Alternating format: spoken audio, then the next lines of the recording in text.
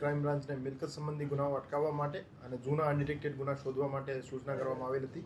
એ અન્વયે crime DCP Shri Bharat Basiya સાહેબના માર્ગદર્શન હેઠળ પીઆઈ શ્રી એએસ ચાવડા સાહેબ, પીઆઈ શ્રી મનોજ ડામોર સાહેબ અને પીઆઈ શ્રી ચિરાગ જાદવની ટીમો કાર્યરત હતી।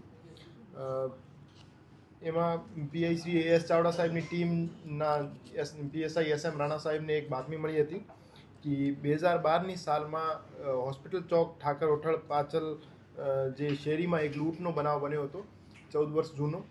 એમાં ભાગબટાઈનો એક વિવાદ ચાલતો હોય અને ભાગબટાઈના પૈસાને લઈને એક માણસો જે છે, આરોપી જે છે, એક જગ્યાએ ભેગા થયેલા હોય તો ટીમ દ્વારા ત્યાં રેડ કરવામાં આવેલ હતી અને 3 આરોપીઓને એ ડિવિઝન પોલીસ સ્ટેશનના જે અનડિટેક્ટેડ લૂંટના ગુના હતા એમાં 2.5 લાખ જેવી રોકડ રકમ સાથે એમની અટક કરવામાં આવેલ છે અને 2012નો જે ગુનો છે એ ડિટેક્ટ કરવામાં આવેલ છે।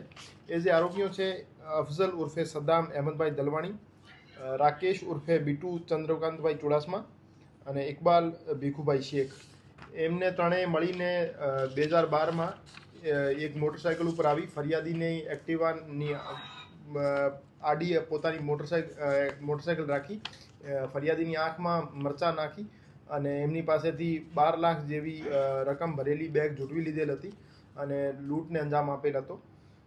તો એ બાબતે પ્રનગરમાં એક ગુનો દાખલ થયો હતો અને ત્યારથી એ ગુનો અનડિટેક્ટેડ હતો। તો રાજકોટ શહેર ક્રાઇમ બ્રાન્ચ દ્વારા અત્યારે આ ગુનો ડિટેક્ટ કરવામાં આવેલ છે અને 2.5 લાખ જેવી રકમ જે છે એ જે વિવાદિત રકમ હતી એમના ભાગબટાઈની એ રિકવર કરવામાં આવેલ છે। અફઝલ ઉર્ફે સદ્દામ દલવાણી વિરુદ્ધ અગાઉ પણ ગુના દાખલ થયેલા છે। 5 ગુના એના વિરુદ્ધ ટોટલ ઈગુસ્કોપમાં દર્શાવે છે, જેમાં એક ચોરીનો ગુનો, એક ખંડણીનો, એક મારામારીનો અને બીજા પ્રોહિબિશનના ગુના છે। અને રાકેશ ઉર્ફે બીટુ ચુડાસમા જે છે એના વિરુદ્ધ જૂનાગઢમાં 2 પ્રોહિબિશન એક્ટ હેઠળ ગુના દાખલ થયેલા છે અને આરોપી ઇકબાલભાઈ શેખ વિરુદ્ધ રાજકોટ શહેરમાં જુગાર ધારાના 3 ગુના દાખલ થયેલા છે।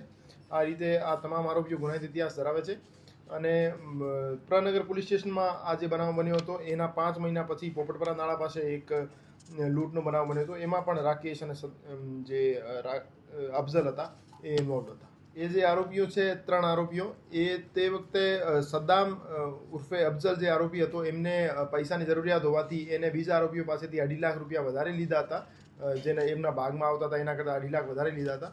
ત્યારથી એ પરત નહોતો આપતો અને એમના વચ્ચે જે 2.5 લાખની રકમ હતી એના લઈને વિવાદ ચાલતો હતો।